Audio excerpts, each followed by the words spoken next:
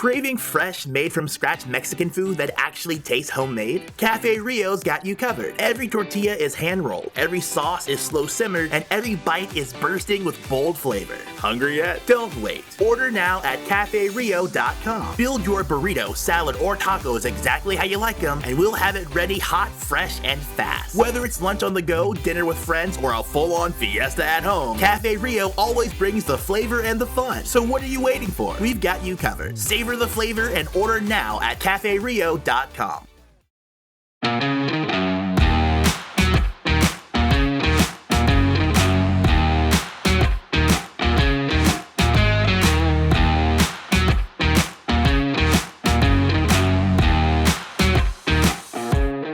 You're listening to the Utah Checkdown podcast. And now your host, Josh Furlong.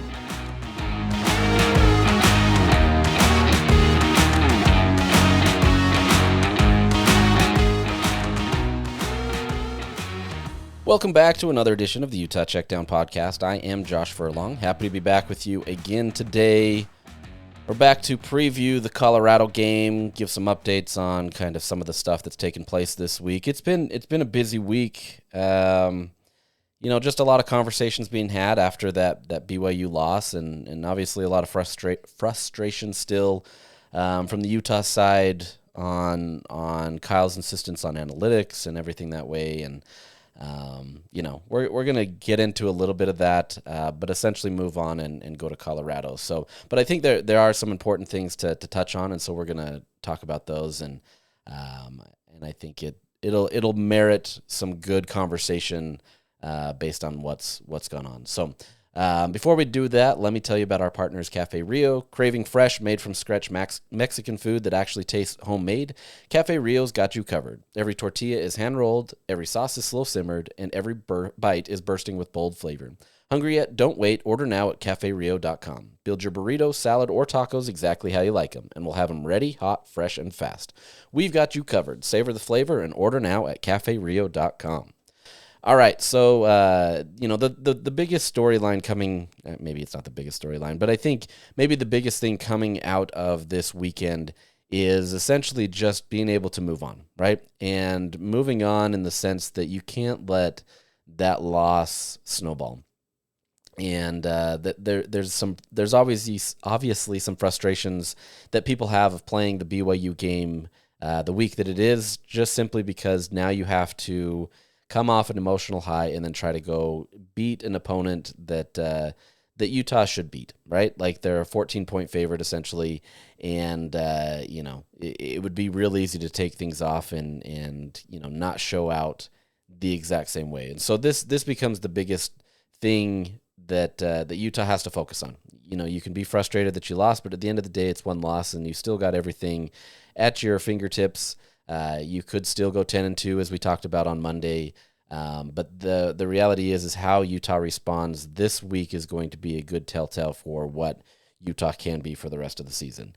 The schedule lays out pretty nicely for Utah if they can do the right things and get it done, but this week is going to be a good sign into how that's going to go. So, you can't let that rivalry loss just really impact how it's going. And Utah showed great resolve after the Texas Tech loss and came out firing on all cylinders and was doing well.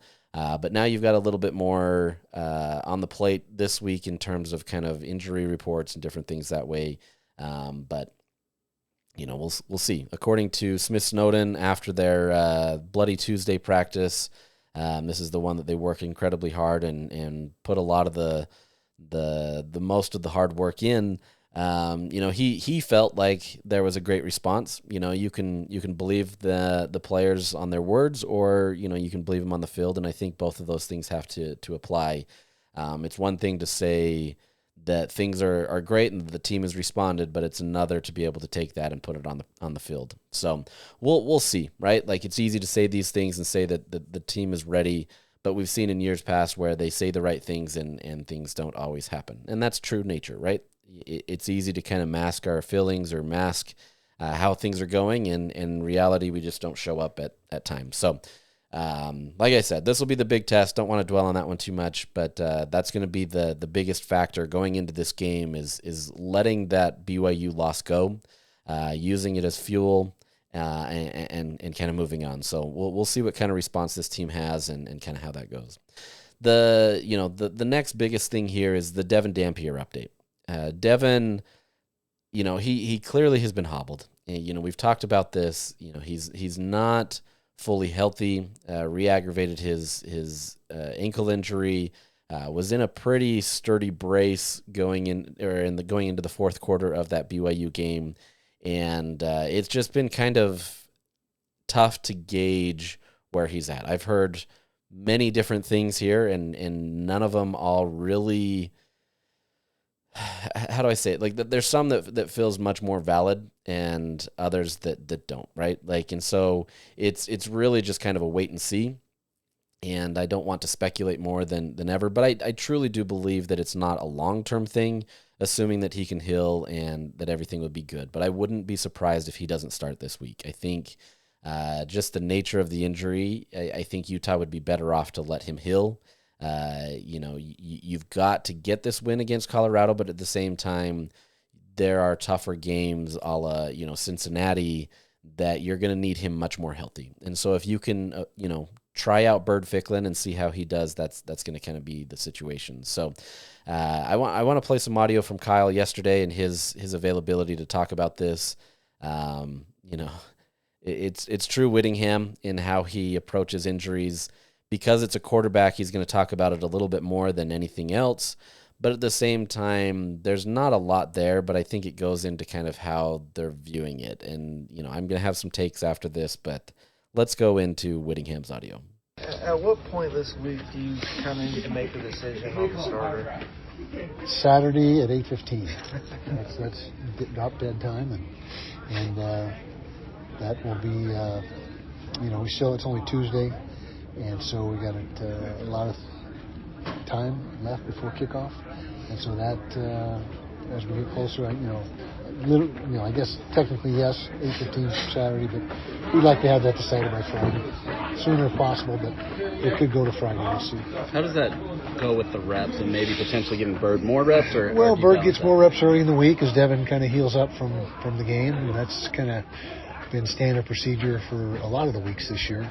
As Devon gets back to normal, Bird gets it's more front end loaded for Bird and then more back end loaded for Devon. I know it's semantics, but does that semantics? That's an SAT word. We're gonna go with that one. Yeah. With Bird, that would officially mean he'd be QB2, right, for the rest of the year. Is that kind of what you've mentioned? Nothing's for sure, long term. But for this week, Bird is QB2. Yes. So not really a huge update. It's Kyle kind of doing what he does and going to the absolute last minute to be able to say whether a quarterback's going to play or not. And I think, the situation here is it's exactly how he says it, though. They're going to wait till the very last minute to see if Devon Dampier can go. He did make clear in a little different part of the interview that, it's not him making that determination. It's the medical staff. They're going to have their consultations and say, can he go? I would assume Devon wants to go. That's just his personality. He's not one that wants to sit out and be the guy that just lets somebody else come in. We asked him questions on Monday night about Bird potentially getting that start, and you can kind of see the fire in his eyes where, he respects Bird and he wants Bird to be able to be successful, but there's so much passion there that he doesn't want to admit that there's a chance that he can't go. And so, he's going to be pushing to go. But I think this comes down to the conversation of is he better served to rest as opposed to being the player on the field, right? You've seen a great Bird Ficklin in the first, part of the season where he's 9 of 9. He's got, a bunch of touchdowns, 1 passing, and I think he has 3 rushing, but at the same time, you don't really know how he's going to react to, starter minute type situations. And so that's going to be the interesting thing. Is Bird serviceable enough that you can put him in? If you talk to some subset of the fans that he's already ready, The reality is any true freshman is going to have some problems. And, even if Colorado isn't maybe the Texas Tech or the BYU, they're still a pretty solid team. And that's going to be a tough test for any true freshman quarterback to come in. So it's really just weighing the options and trying to see what it is. As Kyle said, they're going to have it hopefully decided by Friday, if not sooner. We're going to get the first test of that tonight when the availability report shows up. Is Devon Dampier on there? I would be surprised if he's not, at the very least questionable. If he's probable, doubtful, whatever that may be, those are going to be the biggest questions that have to be answered. And so it's going to be an interesting situation to see how Utah manages this one and how they approach it. So, we'll see, right? Like, I think the team has true faith in Bird Ficklin. There's conversations with some players that talked about that if he is the guy, like, there's not any ounce of lack of confidence. They truly believe that he can be the guy that can help them. The fortunate thing there is that he runs a very similar style to Devon, so there's not going to be wholesale changes to the team. There may be more of an emphasis in one area, maybe more emphasis in, it's hard to say more emphasis in running because Utah has emphasized that a lot, but there could be more emphasis in running the ball, doing different things that way.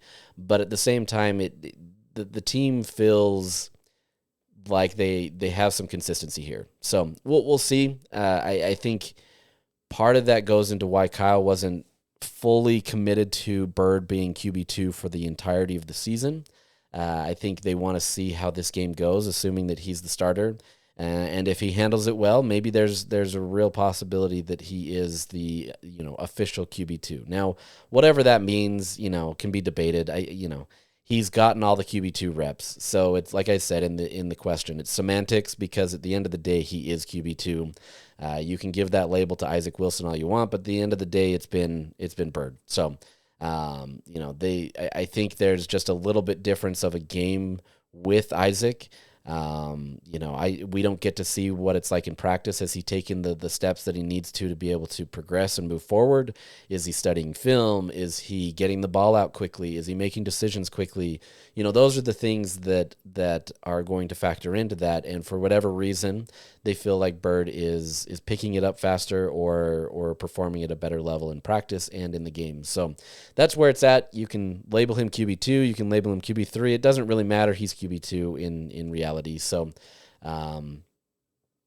you got that. So the Devon Dampier thing is going to be really fascinating to watch. Quite honestly, that may be the biggest storyline going into this game. It's just simply because Utah's been really effective at moving the ball with him. Part of that has been his ability to extend plays with his legs. Obviously, he has designed keepers, so those are designed. But he's been great in what he does to be able to move the offense.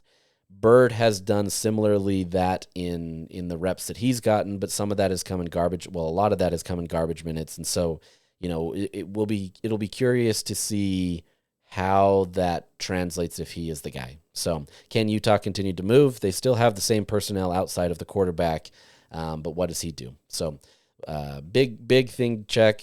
Tonight will be the biggest glimpse into how Utah's handling that. If Devon Dampier is not on that availability report, I think people are going to revolt. And I don't blame them because there's clearly a situation where, it's questionable as to whether he plays. And so at the very least, he's got to have that 25% designation of questionable. But you never know. Maybe there really isn't a situation where he's not available and it's always going to be available. I don't know. Kyle can turn it however he wants. So that's where it's at. Now, the little snippet I want to jump into before we fully commit to the Colorado stuff is going back to the fourth down situation. We've had conversations about that. We talked about it on Monday and kind of Utah's insistence on sticking with the analytics. And, I wanted to get a little deeper into that because I believe it. I believe that Kyle wants to stick to the analytics. But at the same time, Kyle very much so is a guy that isn't just so risk adverse that he's willing to just go for everything, right? I think he's putting a good face on a situation where he's not trying to throw people under the bus. And that's honestly always been Kyle.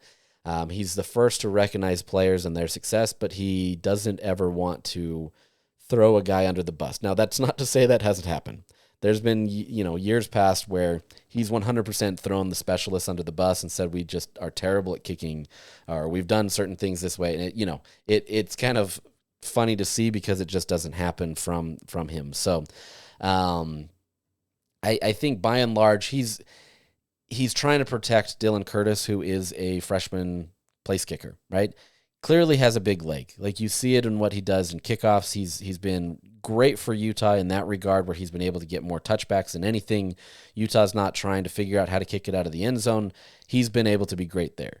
His biggest issue has just been consistency in field goals. And you heard some of that on Monday from Kyle talking about how from that, 43, 46 yard range area, they've really struggled. And so there's been a situation where it's not that they've lost faith in Dylan Curtis, but they're trying to weigh their odds. And so if the analytics are tilted, and I wrote a lot about this, so you can kind of go read the story that I posted to KSL.com today about this whole situation. The analytics were saying 45% kick the field goal, 43% go for it on fourth down. That's what Kyle said. And so when you have a situation where things are kind of close, right now they've been leaning more heavily into the analytics. One, because you've got a quarterback and an offensive line that has been able to get you the yards that you need. So you've been able to convert very well on fourth downs. Two, you want to go get touchdowns, right? You want to be able to get the points, and if you're in a good situation where you can do that, and most of the time Utah's not going to be in those 4th and 7 situations. They've been at the minimum the maximum 4th and 3, but they've been able to kind of get out of those situations.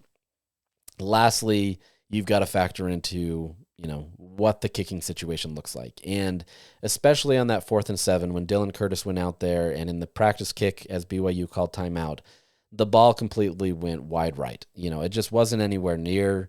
It was not a great kick. And, that happens at times, and then guys settle in and they come back and do it. But I think I know they felt much more confident in being able to have Devon throw the ball. And there's other aspects to that play where it broke down, where there wasn't proper blocking or there wasn't proper things that happened. All those things factor into it. And so it's tough to fully judge fourth downs based on the coaching decision, based on how it was executed, but that's neither here nor there. So I wanted to get a little bit deeper into this to kind of look at that kicking situation to see if Utah has lost faith in Dylan Curtis. And Sammy Mora from 24/7 Sports asked this on Monday to Kyle Whittingham, asking if they've lost faith in him. Kyle didn't directly answer that, but they did say that, they felt they had a better shot of going for it. Yesterday, I asked Sharif Shah, who's a special teams coordinator, kind of his take on this, kind of how he approaches this and how they work with Dylan.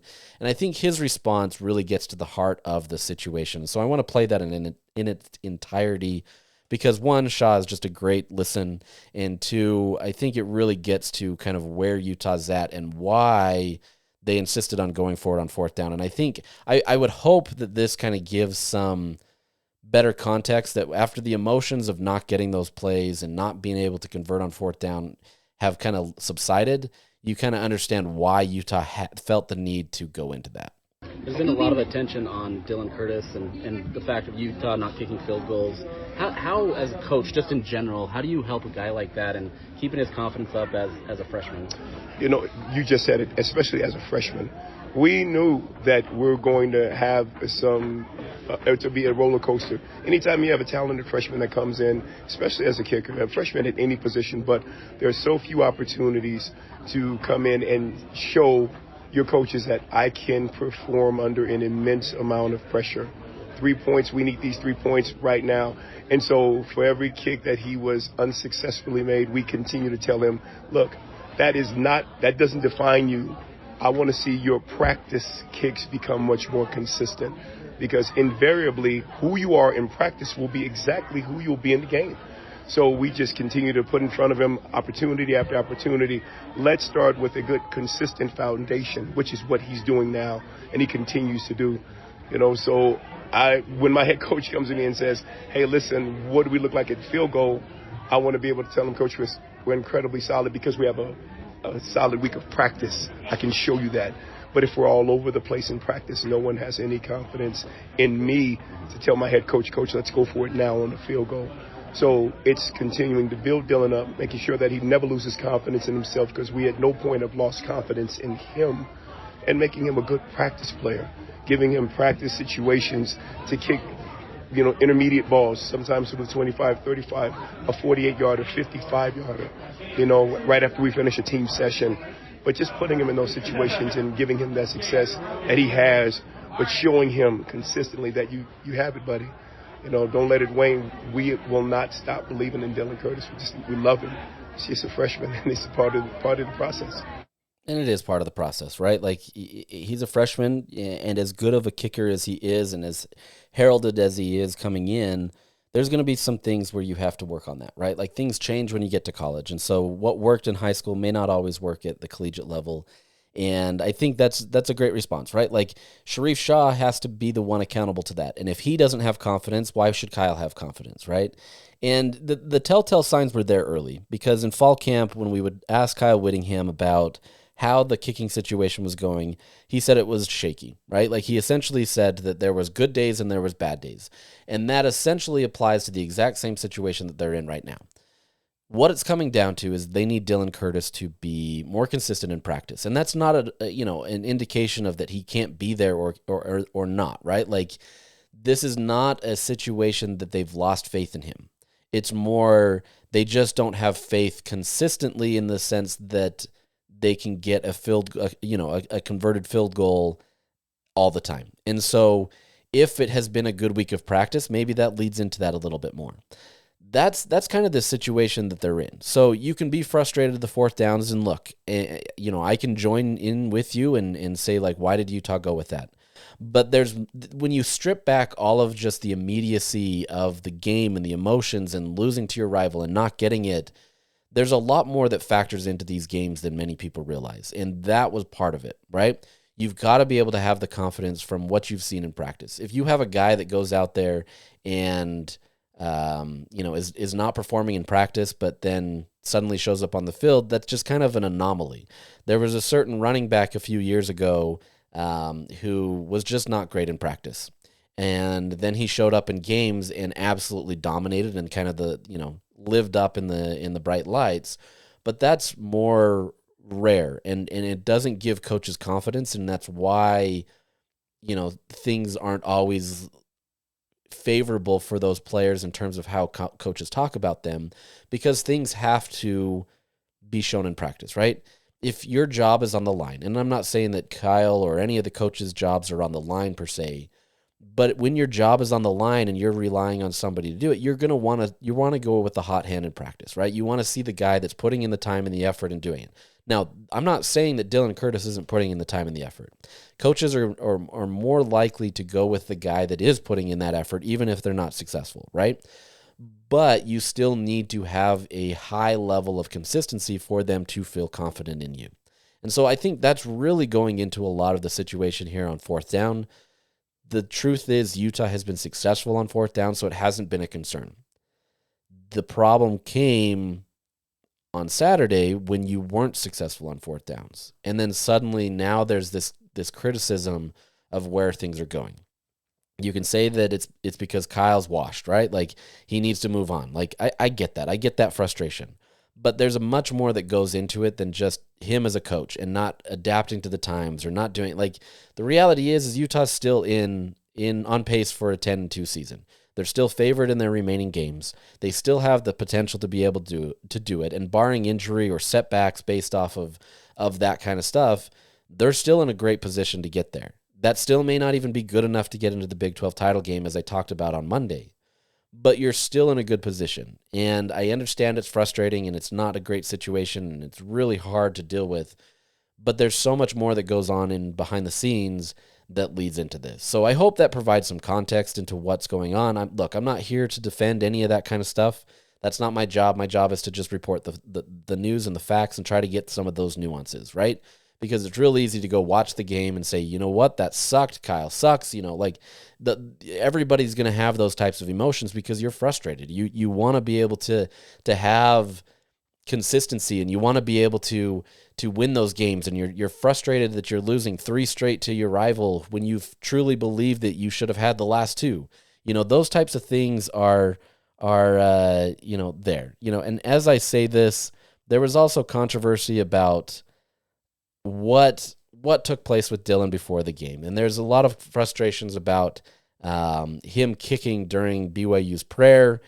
As I'm talking about this, Dylan Curtis literally just tweeted this right now, and he says, "I've been debating for a few days whether I make a comment on me kicking during the prayer, and at first I decided to just let it blow over, but I realized that it isn't the right thing to do.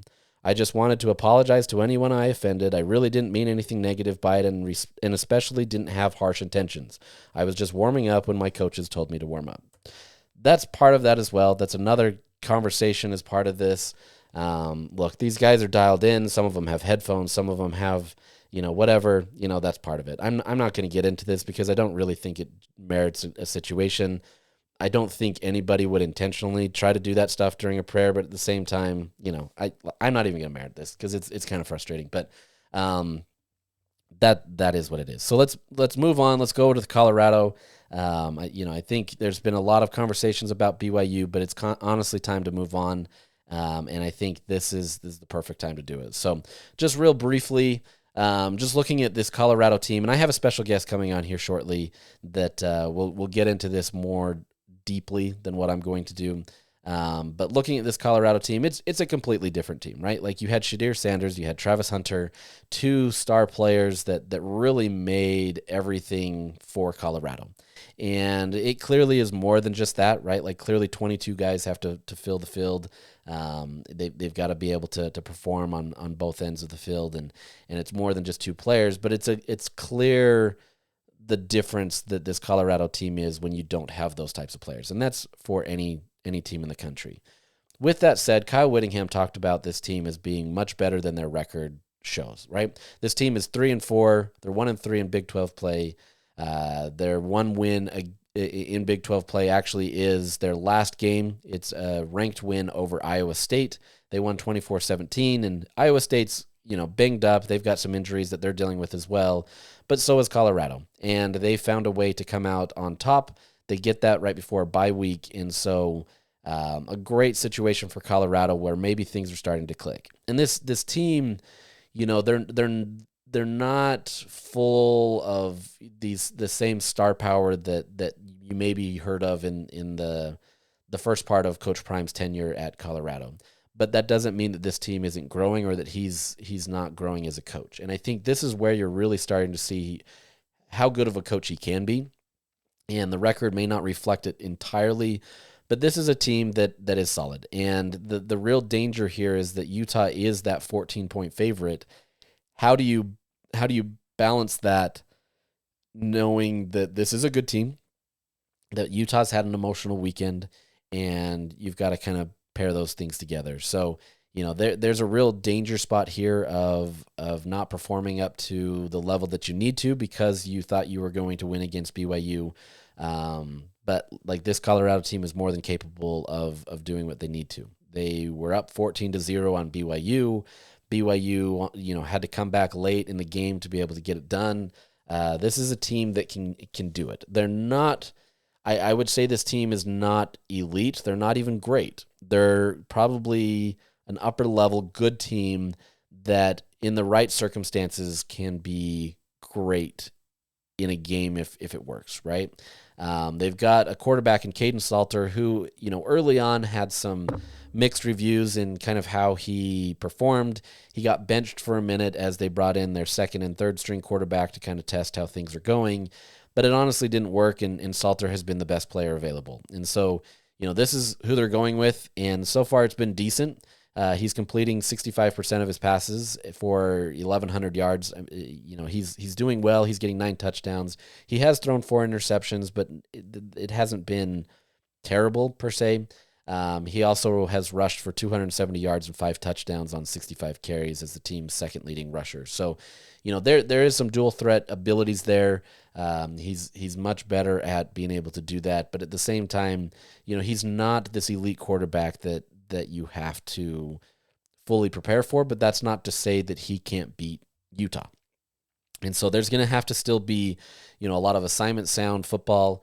Utah's struggles with tackling can come into play where, Utah has been really good at getting into the backfield, and you saw this last week against BYU, against Bear Bachmeier. They were great at getting into the backfield. Like, they were there, they were pressuring him, they were getting QB hits, they were just in his face, but they just couldn't close out and they couldn't get to him at the end, right? And so that's where kind of Utah has to move forward. And so if you can get that quarterback to slip out, you have real danger of Salter extending the play with his feet. And, that's kind of the biggest danger there. But this is a team that they're not scoring a ton. They're averaging about 25 points a game. They're, middle of the country, in passing and rushing. They rank 82nd and 84th respectively. And so it's just not really great, but it's still not bad either. And when you look at the run numbers, they were dead last in the country last year. I mean, this Colorado team, they didn't have the offensive line. They didn't have the power to be able to do what they needed to in the run game, and just were terrible. They were 134th in the country in running or run game. It just wasn't great. And so the fact that they rank 84th in the country now shows that they've made improvements, right? Their offensive line is better. It's still not this great offensive line, but it's still better than what they had last year, and it's what they've needed to be able to be effective. And so you're doing enough on the offensive side of the ball to get it done. And you just can't look at Colorado and say, oh, they're not good, they're not having a great season, and then gloss over it and not be able to respect that, because this is a team that is improved. And so you have to, improved in different areas, right? Like they're worse than last year, but improved in like the run game. When they get in the red zone, they do convert it at a high rate, 88.9%.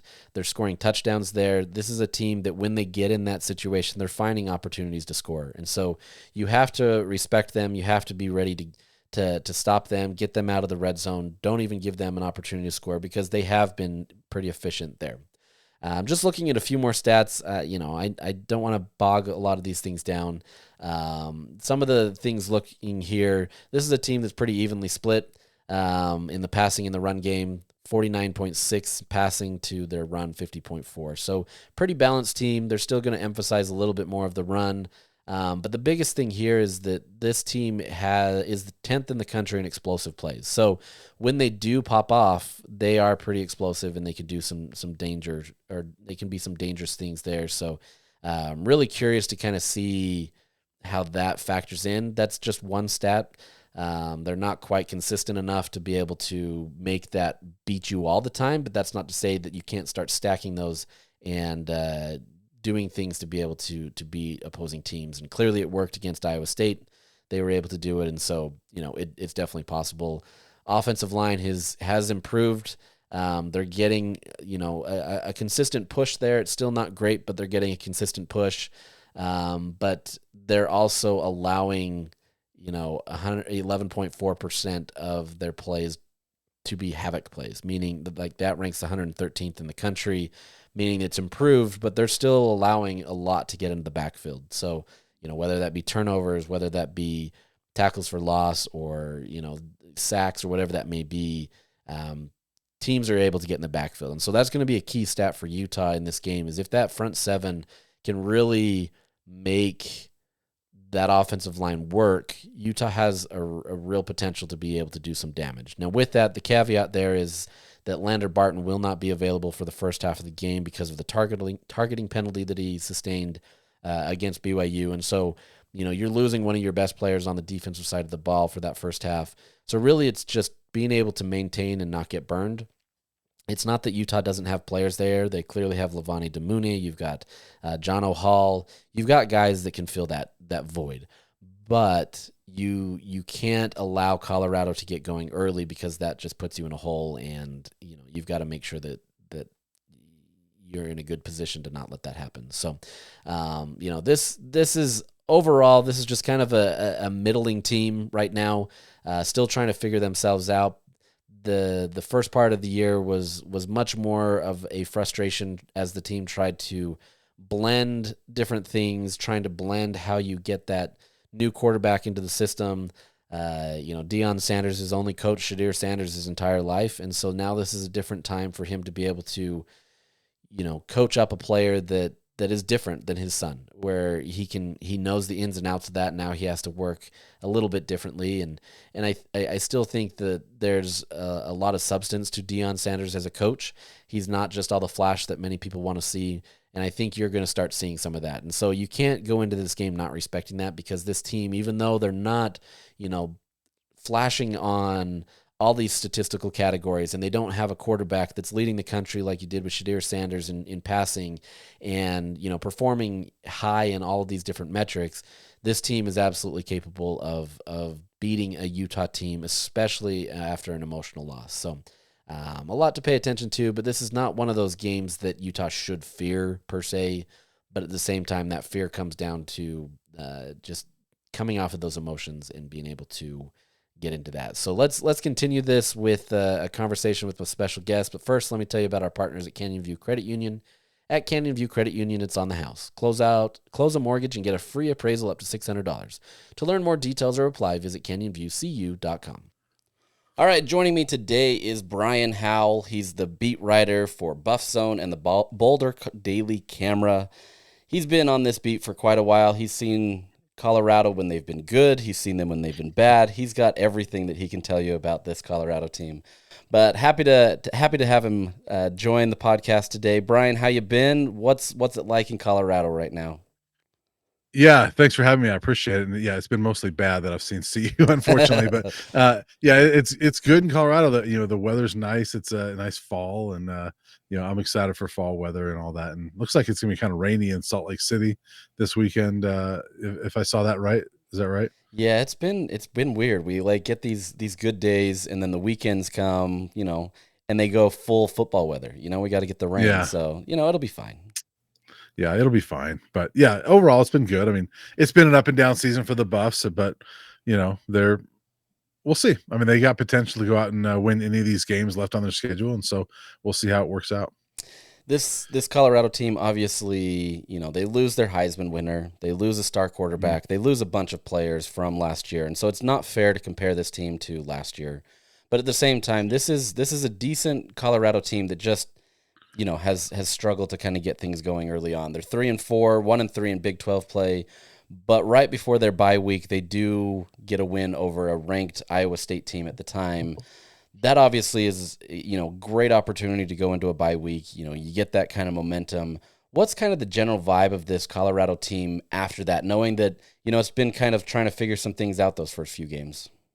Yeah, I mean, the general vibe is basically what Kyle Whittingham said at the start of his presser the other day, is this team is much better than its record.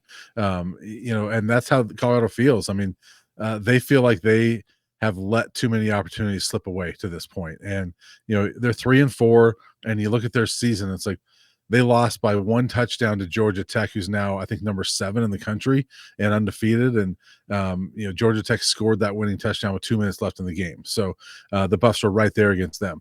They had a 14-0 lead on BYU, which is now 7-0 and ranked number 11 in the country, and coughed it up, and only lost by 3 in that one, but they were right there. And then they go to TCU the next week. They're up 14-0 again, and lose that game. It looked bad. It was 35-21, but TCU threw a touchdown with like 20 seconds left, and I mean, it was a tight ball game throughout. So it was first time in CU history, by the way, back-to-back games they've had 14-point leads and lost. So these are the opportunities they're looking at and saying, man, we lost some games we never should have lost. And then the Houston game, they were dealing with some quarterback stuff, and they were using their backup quarterback, and it wasn't a good day out there in Houston. But I feel like if they played Houston again, they would play that much better. But we'll never see that again. But so the vibe around this team is that maybe Iowa State was the flip of the switch, and that they figured out how to finish a game, because that's what they did, is they finally finished a game against a good team. What would you say is the identity of this team? Because it seems like, like Kyle was talking about, this is a better team than their record. They're a better rushing team than they were last year, but they're not quite great either, right? They're just kind of stuck in that middling area of statistics and everything there. What is the identity of this team? I don't know if there is one, because of that. I mean, it's just kind of, I think they're trying to figure it out. I mean, last year we knew what their identity was. I mean, it's they couldn't run the ball, but they had a quarterback that could sling it, and they could score at any point in time. I mean, the identity of this team is just trying to figure it out. I mean, they can run the ball, they can throw the ball, but they're not doing it consistently. They can stop the run, they can stop the pass, but they don't do it consistently. So I think the identity is the fact that they're inconsistent, and that you never know what you're going to get with this team. They could come out and take a 14-0 lead. They could fall behind 17-0. So I don't know what you're going to get with this team, and so identity is ongoing. It's a work in progress, that's for sure. Obviously, when Coach Prime comes to Boulder, it was this spectacle, right? Like, and you got to witness it firsthand. I mean, you had College Game Day, you had Big Noon Kickoff, you had everything there in Boulder where everybody in the star attention was there.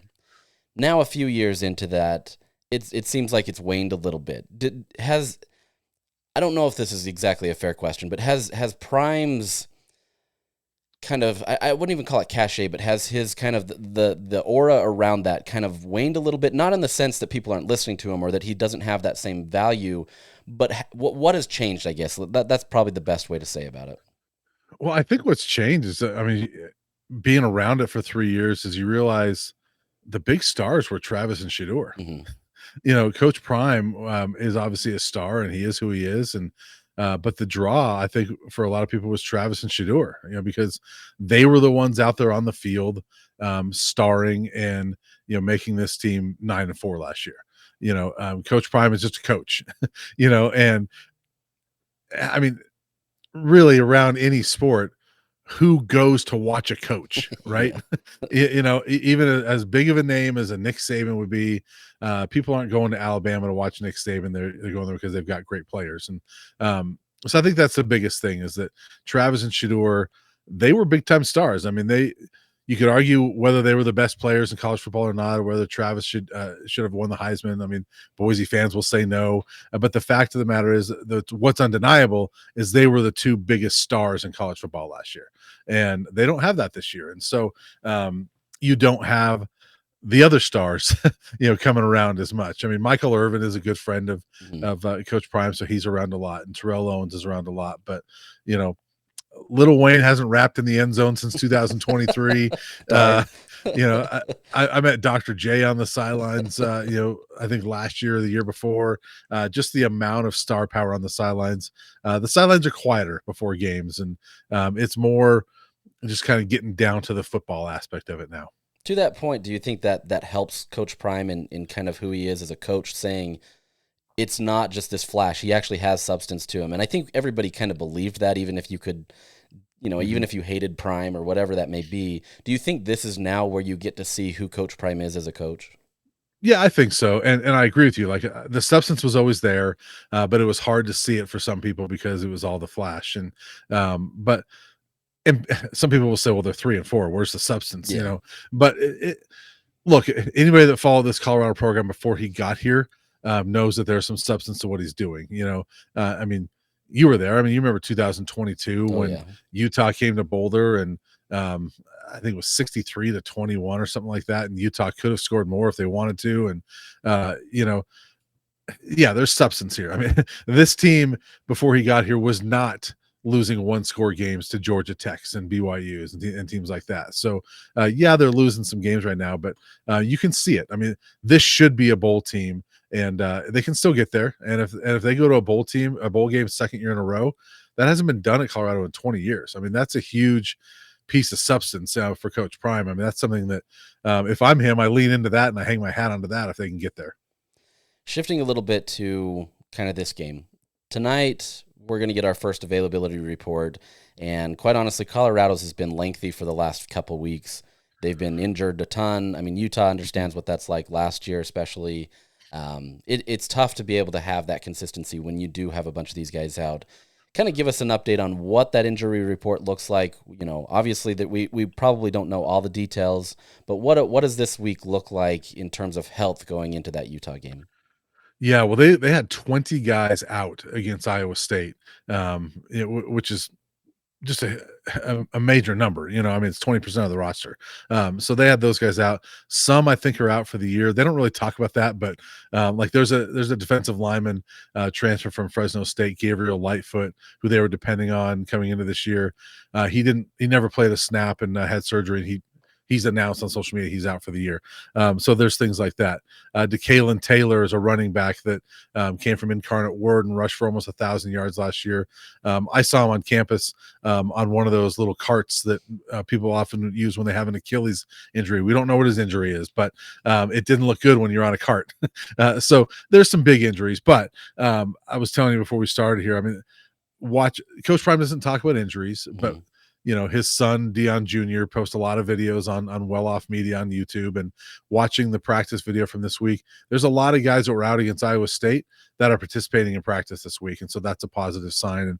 And key guys that were practicing were Arden Walker, who is a starting defensive end and probably their best pass rusher, who didn't play against Iowa State. He was practicing this week. Draylon Miller, who's a receiver turned running back, missed the Iowa State game, but he was practicing this week. RJ Johnson, if you look at PFF and take that for whatever you want, but he's their highest rated corner and only played a couple of games before he got hurt. He was practicing this week. And they've been really shaky at that second corner spot. So if he's healthy, that's going to be huge for them. So, Tafiq Thomas is another one, defensive lineman. He's missed 4 games in a row. He was practicing. So they're getting some guys back, I think. And I think the bye week came at a good time for them. They're not fully healthy, but I think it came at a good time for them. On the Utah side, there's been a lot of conversation about the health of Devon Dampier this week. Obviously, we'll find out tonight if he's even on the availability report. It sounds like there's a high probability that the true freshman quarterback will get the start this weekend. Has there been any conversations on the Colorado side about this, or kind of what their preparation is going into this game? Yeah, yesterday we met with Coach Prime, and he was asked that specifically, like, how do you prepare for, Utah potentially playing their backup quarterback and facing or preparing for 2 quarterbacks? And he goes, well, we don't. We're just preparing for their scheme. And so we're preparing for what they do, because what they do is really good, and I think that's probably the smart way to go about it, because my perspective from Utah over the years, and then it better than I do, is Utah wants to run the football, and that's what you got to prepare for. And no matter who their quarterback is, they want to run the football, and they're really good at it right now. And I think that's the bigger concern for Colorado, is that run game, which includes Bert Ficklin or Devon Dampier. So I think that that's a bigger concern for them. And quite frankly, they've struggled against running quarterbacks. And so no matter who Utah plays, either one of those guys can run. I think that Utah should feel good about it because of the results CU's had against running quarterbacks this year. Colorado has a new quarterback in Caden Salter, and you mentioned that there was some kind of back and forth there, and for whatever reason they decided to take him out. What has allowed them to kind of hitch their wagon to him now? Like, why do they feel confident? Where's he at as a player, and where they want to be at Colorado? Yeah, I mean, they're going with him because he's their best guy. They were frustrated with him early in the year, and it's been a rocky marriage. Let's put it that way. He's not a bad kid, but I tell people this all the time. We have to remember that Coach Prime, his entire coaching career from Little League on, he got into coaching to coach Shedeur and Shiloh. Yeah, and so from Little League to Trinity Christian and Dallas to Jackson State, his entire career, his quarterback has been Shedeur. So there's a high standard that he has there. I mean, Shedeur, for whatever NFL people want to say about him right now, he's a tremendous leader. He's a tremendous quarterback, and that's what Coach Prime's used to. Caden Salter's not the same type of leader. wasn't doing the same type of things Shador does as a leader, and that frustrated this staff. I'm like, come on, dude, step up. You're the quarterback. Lead this team. And he's not a natural leader, so they struggle with that. And it was kind of weird. He played okay against Georgia Tech. Admitted he had some jitters, which makes sense. But he had him in the game. The next week against Delaware, Coach Prime came out with a predetermined, you get 2 drives. Julian Lewis, the 5-star freshman, gets 2 drives. And then we'll give our third stringer, Ryan Staub, 2 drives. And Staub was the best one of the 3, against Delaware of all teams. But Salter played well that game, but Staub gave him a spark. And so the next week at Houston, they benched Salter and threw Staub in there, and it didn't go well. And then the next week, Salter's back in there. But I know I'm giving you a long answer here, but it's just kind of they've been frustrated a little bit with that leadership. It's been very up and down with Salter. He plays well against BYU. Then he goes to TCU, throws 3 interceptions in the first half, 2 in the last 2 minutes of the first half, and that really changed that game. And then he comes back last week and plays really well against Iowa State. So it's been up and down. The potential is clearly there, but he's playing because he gives them the best shot right now. Julian Lewis is not ready. He's a 5-star freshman, but he's not ready. He should be a senior in high school right now because he graduated early. And Ryan Staub's he's the third stringer. Yeah. He played the last time the Buffs were at Utah and nearly won the game, but he's the third stringer for a reason. It makes sense. You can't be relying on your third string guy, quite honestly. No. Utah's had to deal with that 5th string. It's fun. So we talked. And they beat Ryan Staub with their 5th string quarterback, right? That's true. They did. That was such a weird game, by the way. That was a weird game. The Buffs went to Utah. Let's hope we don't get that this time, but a little more entertaining. Not that it wasn't entertaining by any means. No, it was entertaining, yeah. Travis Hunter did get that touchdown. I'm just going to say it, but yes, he did. He got both of them, but he didn't get either one. He didn't, so neither here nor there. So we'll see. Yeah. You did mention the run game last year was just abysmal, right? Like they just it also wasn't an emphasis, right? Like they clearly were emphasizing Shadur's passing, everything that way, but they rank last in the FBS in rushing this year. Much improved this year. I think they're somewhere around 82nd, 84th, somewhere around there. What has been the difference this year as opposed to maybe last year? Obviously quarterback change and everything, but what's been the biggest difference for this team? The biggest difference is offensive line. They finally have a quality offensive line, which they didn't have the last 2 years. I mean, I've kind of joked, but I'm serious. I've told people if Shador had this offensive line, he would have been in New York last year because, he got sacked. Well, CU quarterbacks got sacked 99 times the previous 2 years combined. Shador was running for his life half the time, and he still put up the numbers he did. I mean, if he had this kind of protection, he's in New York. I mean, I just firmly believe that. They're playing really good up front. And, Jordan Seaton, their left tackle, was the number 1 rated offensive line recruit in the 2024 class, just a sophomore. And he's playing like it, like he's the top rated guy. He's I don't know where he ranks in PFF right now, but I think after Iowa State, he was number 1 in the country as far as pass blocking grade. They got other guys. Xavier Hill was an all-conference guy at Memphis. Zarian McGill has been a career center coming from Louisiana Lafayette, Louisiana Tech, and then he was at Monroe before that. So they brought guys in that are just better, and so they're better at pass blocking. They're better at run blocking. And it just shows. I mean, they don't give up as many sacks. And it helps you have your running quarterback. Shador could run, but he didn't a lot of times. Caden Salter will take off and run, and he'll burn you with a designed QB run for 30 yards. Shador wouldn't do that. Shador would scramble and pick up 30. But, Salter's runs are a little bit more dangerous at times. Who are maybe some of the players on this team that Utah should pay attention to? Yeah, boy, it changes week to week. But I mean, receiver-wise, they are loaded. But there's 2 guys they've been relying on a lot: Omarion Miller and Joseph Williams. That they had a slow start because Salter had a slow start, but they're really playing well. And Joseph Williams was the freshman of the year in the American Conference last year at Tulsa. Omarion Miller is just kind of a guy that he's flashed. in the past 2 years, but always been behind Hunter and Jimmy Horn and guys like that. But he's a number one type of receiver. So those two guys, Draylon Miller, if he's healthy, is a receiver that shifted to running back a few weeks ago because they're depleted there, and so they ought to watch out for him. And then another guy that I'm actually writing about today, Cam Michael, is another one of those guys that was a receiver that is now at running back. He played against Iowa State and didn't do much, but he was like one of the top rated athletes in the country coming out of high school a couple of years ago. Had offers from everybody, Georgia Tech, Tennessee, schools like that. And he's super fast, and they put him at the podium this week. So I think there's some potential there for him to be a weapon that's used this week. And so I would watch out for him as well. Nice. I'm not going to ask you for a prediction, but I am going to ask you it a little differently in the sense, how does Colorado lose this game?